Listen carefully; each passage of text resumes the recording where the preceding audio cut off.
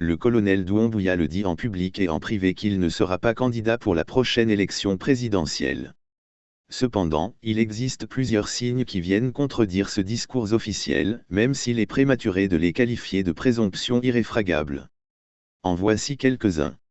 Au mois de mars dernier, le groupement des forces spéciales s'est renforcé par le recrutement de, dit-on, 144 nouveaux éléments.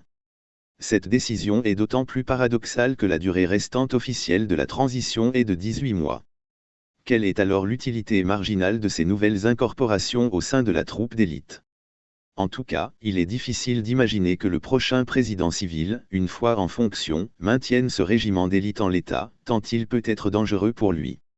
En effet, depuis 2008, l'Afrique occidentale a connu 9 coups d'État militaires notamment au Mali, au Burkina Faso, au Niger, en Mauritanie et en Guinée, dont la plupart ont été commis par des troupes d'élite. Dès lors, comment croire que Mamadi Doumbouya alourdit, sans arrière-pensée, un régiment qui est appelé à disparaître? À moins que le renforcement de sa garde prétorienne ne soit fait que pour un projet présidentiel plus prolongé. Si les dispositions de l'article 46 de la Charte de la Transition interdisent, in limine litis, au colonel Mamadi Doumbouya de faire acte de candidature aux prochaines élections, qu'en sera-t-il dans la Constitution à venir? La Constitution reconduira-t-elle la même interdiction?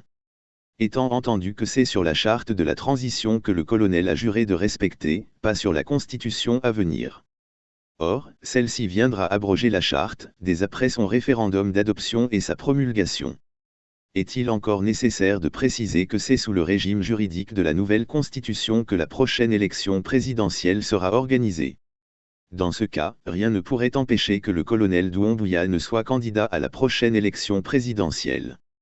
La transition, puisqu'elle aboutira inéluctablement à des élections, est censée être neutre, impartiale et équidistante entre les acteurs politiques. Force est de constater que la classe politique est divisée entre une mouvance présidentielle composée de partis politiques qui soutiennent toutes les actions du colonel Doumbouya et une opposition radicale. Si cette situation n'est pas entretenue par le palais Mohamed V, en tout cas, rien n'est fait pour l'arrêter. Les résultats des élections nationales des 10 dernières années ont globalement donné le classement suivant: premier le RPG Arc-en-Ciel, deuxième UFDG, troisième UFR. Les candidats potentiels de ces trois partis politiques pour la prochaine élection présidentielle ont tantôt des ennuis avec la justice, ou sont en exil: Kesseuil Fofana, Amadou Damaro Camara, Cellou Dalein Diallo, Sidia Touré. Cabale politique ou vrai dossier judiciaire, cette situation laisse un boulevard pour le colonel pour les prochaines joutes électorales. Ces ennuis sont-ils fortuits ou s'agit-il de subterfuge pour éliminer des potentiels adversaires? La transition en cours a la singularité que le président de la transition n'a pas de dauphin, en cas de vacance du pouvoir. En prélude aux élections à venir, plusieurs leaders politiques font les yeux doux au colonel Doumbouya. On peut citer entre autres, Dr Faya Milimono, Lansana Kouyaté, Dr Ousmane Kaaba, etc. Mais, aucun ne semble avoir été adoubé par le colonel président.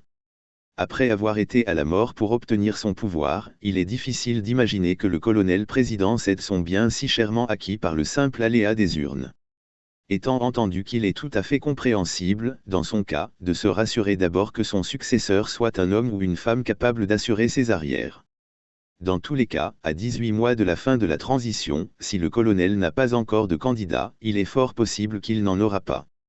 Et s'il n'est pas candidat lui-même, c'est dire qu'il a accepté le risque de confier son avenir et celui de la Guinée à un homme au petit bonheur la chance.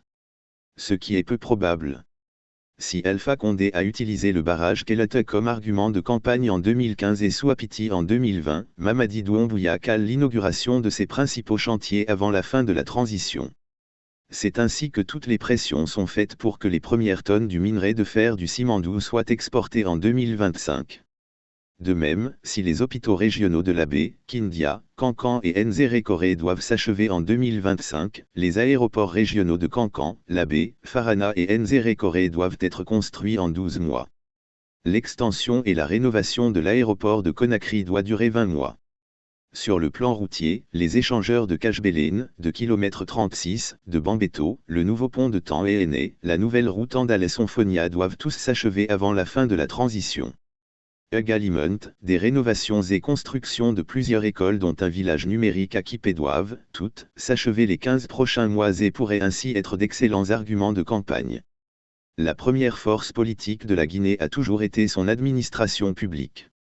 À telle enseigne qu'aucun parti au pouvoir n'a jamais perdu une élection nationale. Les fonctionnaires et autres administrateurs nommés par décret ont été souvent utilisés pour battre campagne pour le président candidat.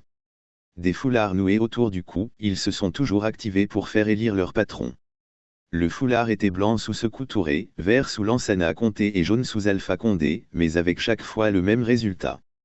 Avec une administration majoritairement remaniée à sa guise, le colonel ne manquera pas, le moment venu, de fonctionnaires dévoués pour porter le foulard de la bonne couleur. Le dernier fils du colonel Mamadi Doumbouya porte le prénom de l'ancien président Lansana Conté. C'est peut-être une simple admiration pour un colonel qui a accédé au pouvoir par un coup d'État en 1984 et qui est mort 24 ans après, en dirigeant la Guinée.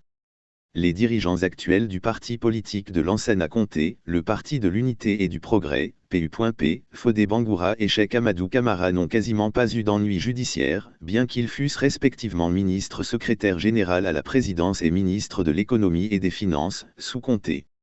C'est peut-être parce qu'ils n'ont pas commis de faute dans leur gestion. Un des fils de feu Lansana Conté aurait été généreusement appuyé récemment pour l'organisation de son mariage. C'était peut-être être fortuit.